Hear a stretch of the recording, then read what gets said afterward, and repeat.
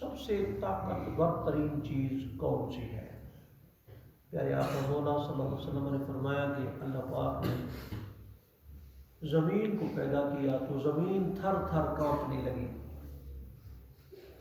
زمین کانپنے لگی، یہ زمین جو پانی ہے نا، تو پھر اللہ پاک نے پہاڑ کو پیدا فرمایا، زمین کو پیدا فرمایا تو زمین کانپنے لگی، تو پھر اللہ پاک نے پہاڑ کو پیدا فرمایا، والجبال اوتادا، پہاڑ کو میخ بنایا۔ تو فرشتوں نے کہا میرے مالک پہاڑ بڑا طاقتور ہے، دیکھو کانپتی زمین کو روک دیا اس نے، سب سے طاقتور تو پہاڑ ہے۔ تو پھر اللہ پاک نے لوہے کو پیدا فرمایا جس نے پہاڑ کے ٹکڑے ٹکڑے کر دیے۔ یا اللہ، لوہا طاقتور ہے پہاڑ سے بھی۔ تو اللہ پاک نے آگ کو پیدا فرمایا جس نے لوہے کو پگھلا دیا۔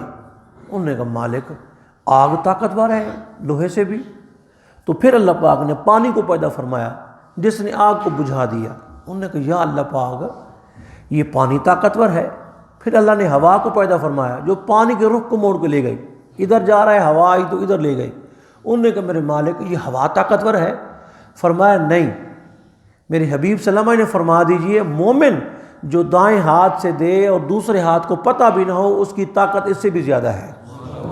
تو صدقہ و خیرات ضرور کریں، لیکن امام زین العابدین رضی اللہ عنہ لوگوں کی تذلیل فرمایا کرتے تھے، کھڑا کر کے فوٹو بنانا، مائیں بہنیں ہیں دروازے پہ دستک دے رہے ہیں، کتنی رسوائی ہو رہی ہے۔ میں خود اپنی بات کر رہے ہیں، کیا ہماری بہن اور بیٹی اگر اس طرح ہوتی تو کیا ہمارے اوپر کیا بیتتی؟ کسی کے دروازے پہ جا کے مانگتی، وہ نہ کھولتے دروازہ، پھر آتے تو فوٹو بنواؤ فلاں کرو، کیا کچھ کہتے۔ تو امام زین العابدین رضی اللہ عنہ 250 گھرانے تھے مدینہ منورہ کے اندر جہاں خود رات کو اٹھا کر راشن پہنچایا کرتے تھے، اٹھا کر۔ اب اس دور میں ہم کیسے کریں؟ جس دور میں ہم گزر رہے ہیں تو ہم کیسے کریں، چھپائیں کیسے؟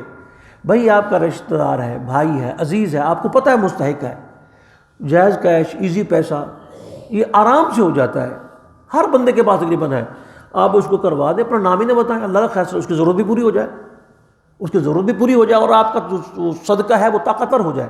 اگر دکھلاوے کی نیت ہے، اللہ فرماتا ہے فَمَثَلُهُ كَمَثَلِ صَفْوَانٍ عَلَيْهِ تُرَابٌ فَأَصَابَهُ وَابِلٌ فَتَرَكَهُ صَلْدًا، فرمایا کہ وہ اس کی مثال چکنے پتھر کی طرح، مٹی جس طرح پڑ جائے نا تو چھوٹا چھوٹا کوڑا اگاتا ہے اوپر، ایسے جب بارش آتی ہے تو پتھر صاف ہو جاتا ہے۔ اگر ریاکاری کی نیت ہے تو پھر کوئی اجر بھی نہیں ہے، اور اگر اللہ کی رضا کے لیے ہے تو اس ہاتھ سے دو دوسرے کو پتہ بھی نہیں چلے۔ سب سے طاقتور یہی ہے۔